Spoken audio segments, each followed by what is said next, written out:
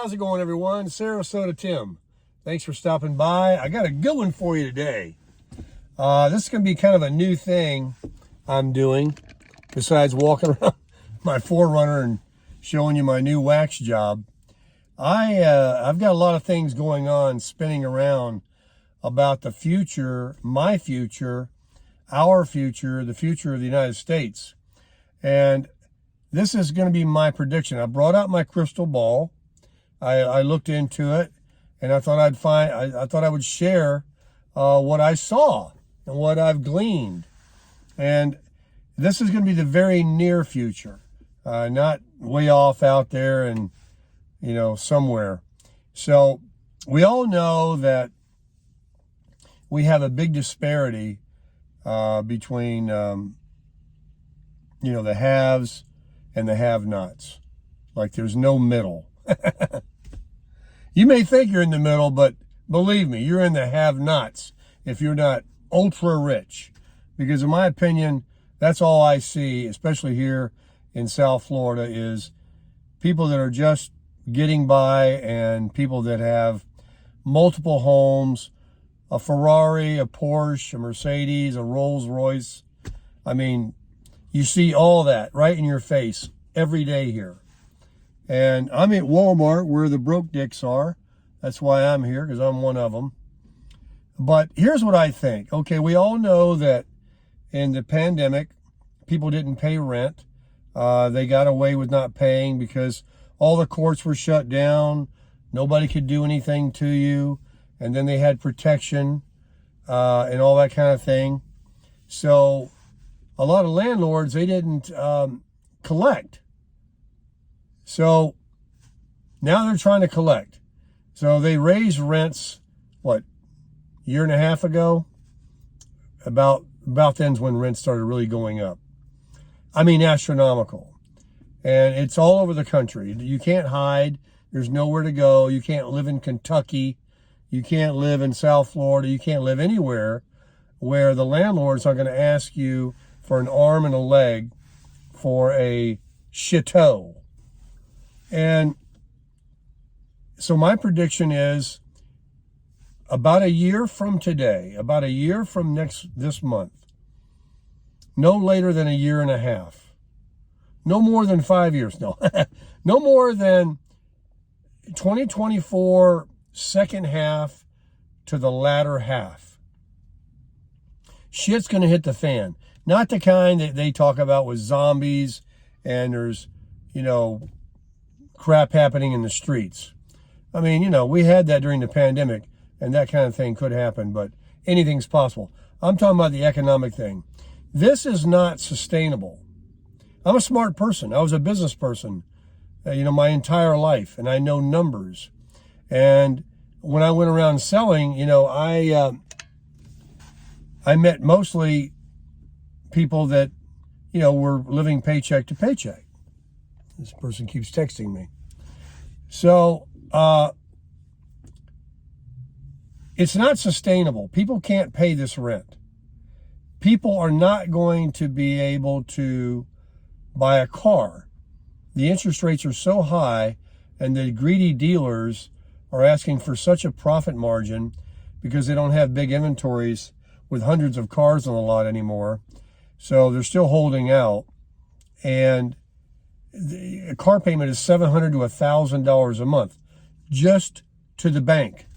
Not gas, not maintenance, not accessories, not insurance, which is stupid too. They keep raising that. They raised mine last year. They just said, well, everything's going up. They use that excuse. So everybody raised everything up from a bag of potato chips to cars and homes. People that have these homes with this huge, equity or inflated price can't sell because they have to go buy a house that someone else has enjoyed an accelerated price. So where do you, it'd be one thing if you could sell your house for $1 million and go buy a great looking house for $400,000, but you've got to go and buy another house that's either no better or whatever, and it's going to be the same price. So it's like a lateral move. And then with the new interest rate you'll have to pay, if you're fortunate enough to own a home for a long time that has a low interest rate, you're not going to sell. And then new buyers that don't even own a home like myself, they would like to buy one.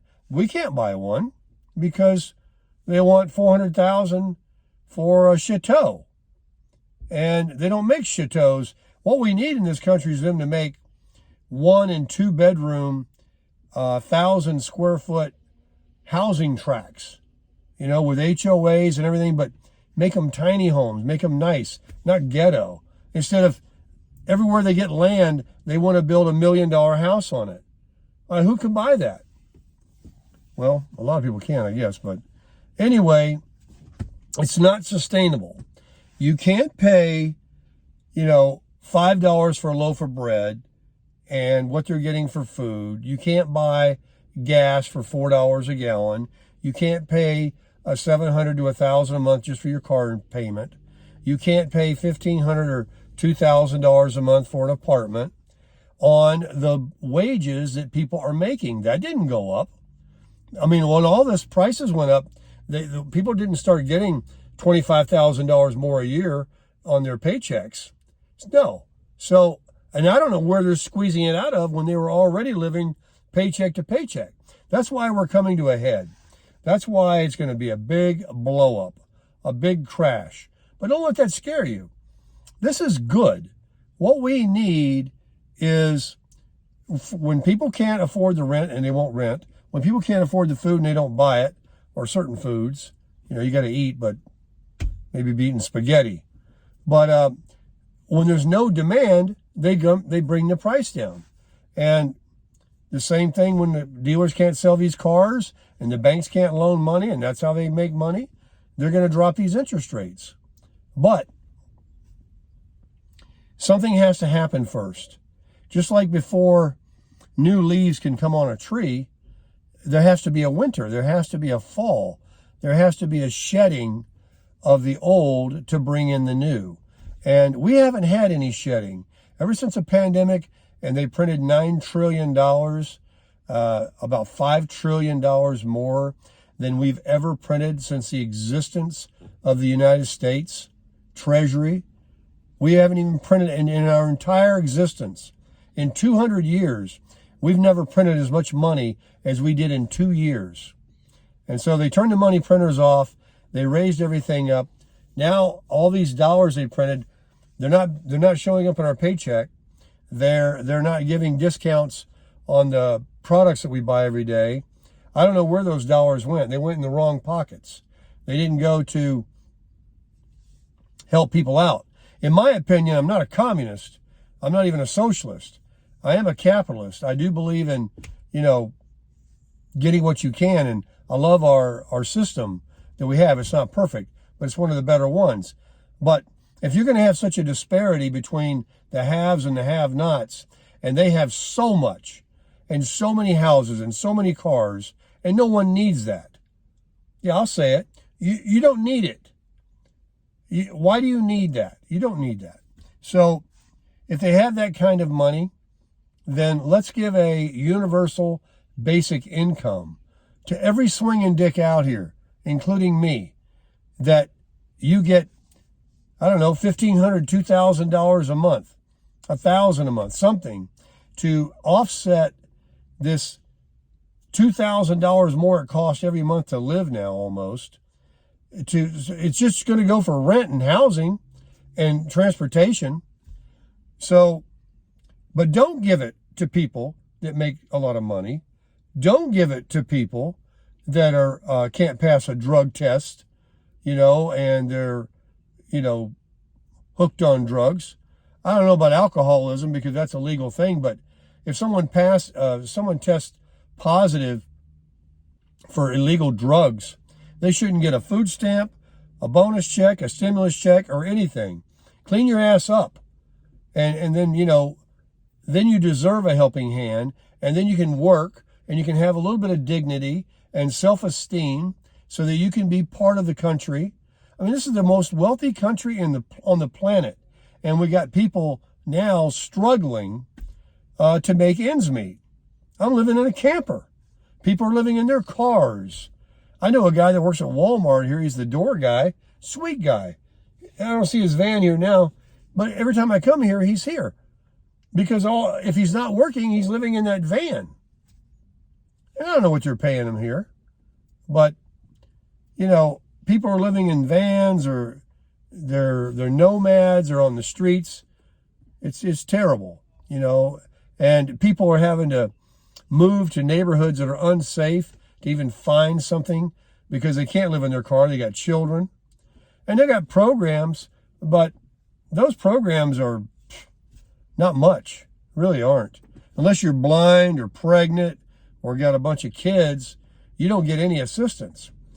I say people like myself and other people that are on Social Security, or people that lost their jobs, young people that were making nothing, but willing to work hard, because before the pandemic, remember, people didn't turn their nose at crap jobs. They worked anywhere. Dunkin' Donuts, 7-Eleven, they did anything at a shoe store because they had to have a job. That was all there was.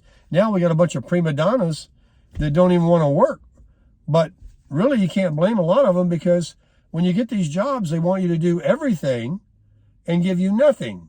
And they want you to give the best hours of the day of your life to them.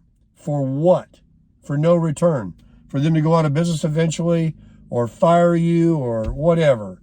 So I see a big change coming. I see that by this time next year, this is gonna come to a head this year, but everything has always got a lag effect. There's always going to be 3 to 5 months of catch up of things that happened that are, finally come.